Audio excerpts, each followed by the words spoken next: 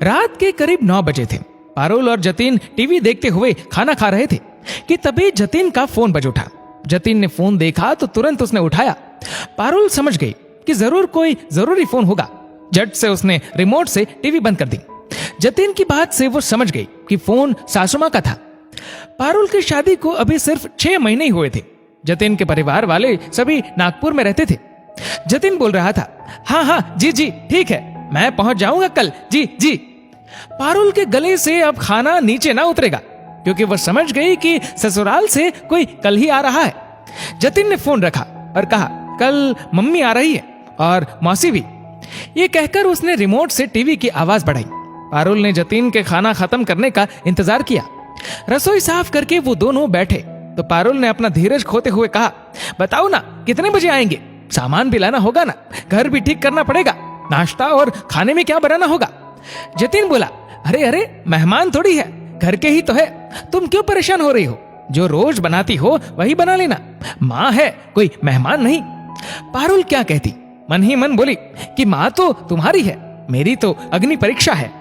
सुबह सवेरे जल्दी जाग गई, कोना कोना साफ कर दिया। रोज टी शर्ट पैंट पहनती थी, आज सलवार कमीज पहन ली। खाने में क्या बनेगा सब सोच लिया। जतिन माँ और मौसी को लेने स्टेशन पहुंच गया। करीब 1 घंटे बाद वो लोग घर आए। उनके आते ही पारुल ने दोनों के पैर छुए और उनका सामान अंदर रखा। जतिन के 2 बड़े भाई थे। पारुल सासू मां की सबसे छोटी बहू थी। उनके लिए सास बहू का टॉम और जेरी का खेल बहुत पुराना हो चुका था। सास और मौसी सास ने ज्यादा कुछ कहा नहीं पारुल को। 1 हफ्ता हो गया। सास ने मुंबई के लोगों के पहनावे को देखा तो पारुल से पूछा, क्या तुम रोज ऐसे ही कपड़े पहनती हो? पारुल ने सच कहा, नहीं, वो आपको टी शर्ट वगैरह पसंद नहीं आएगा इसलिए नहीं पहना। सास ने कहा, देखो जैसा देश वैसा वेश। पारुल खुश हो गई। 2 रोज बाद अचानक मौसी जी की तबीयत बिगड़ी और जतिन भी ऑफिस में था। पारुल तुरंत उन्हें अस्पताल ले गई, उन्हें वहां एडमिट करवाया, दवाई लेकर आई। सास बहू ने राहत की सांस ली जब डॉक्टर ने कहा, आप परेशान ना हो, ब्लड प्रेशर अचानक गिर गया इसलिए ऐसा हुआ। अच्छा हुआ आप समय पर ले आए, अब डरने की जरूरत नहीं, कल डिस्चार्ज कर देंगे। तभी अस्पताल में मौसी जी के रिश्तेदार सरला जी उनसे मिलने आ गई।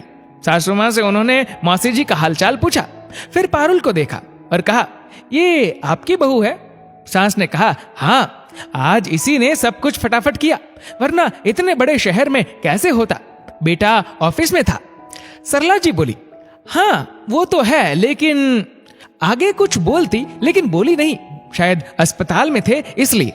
घर आकर पारुल ने सासू मां से पूछा, मम्मी जी शायद सरला आंटी को मेरा जीन्स पहनना पसंद नहीं आया। समझदारी से सास ने जवाब दिया, पारुल मैं खुद भी पहले ऐसे कपड़े पसंद नहीं करती थी, लेकिन समय के साथ हमें बदलना ही चाहिए। सोफे पर पानी पीते पीते आगे बोली, भाई हमारे जमाने में हम सास ससुर से डर डर के जीते थे, लोगों की परवाह इतनी कि खुद की पसंद को ही भूल गए। तुम नए जमाने के बच्चे हो, जिम्मेदारियां समझते हो, फिर कपड़ों का क्या है, अभद्र कपड़े थोड़ी ना पहनती हो तुम। दूसरों का ना सोचो, आज तुमने दीदी के लिए जो किया वो जरूरी था, ना कि तुम्हारे कपड़े। पारुल को यकीन ना हुआ कि सास ऐसी भी होती है। जतिन भी मौसी की बात सुन डर गया था। उसने पारुल से कहा, तुमने सब अच्छे से कर लिया, I am proud of you. अब भी तुमको मम्मी से डर लग रहा है क्या? जतिन ने मजाक में पूछा। पारुल ने जवाब दिया, नहीं मम्मी जी बहुत अच्छी है। एक बात तो समझ आ गई कि घर के लोग यदि आपस में खुश है तो हमें सोशल अप्रूवल की जरूरत नहीं है। लोग तो हर तरह से बात बनाएंगे, हमें आपस में मिलजुल कर रहना चाहिए। ऐसा कहकर दोनों मुस्कुरा उठे। दोस्तों, कहानी को अपना समय देने हेतु धन्यवाद। दोस्तों, ये कहानी लिखी है पायल धाबलिया ने।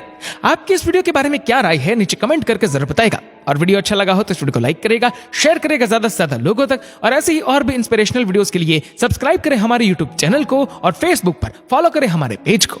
धन्यवाद।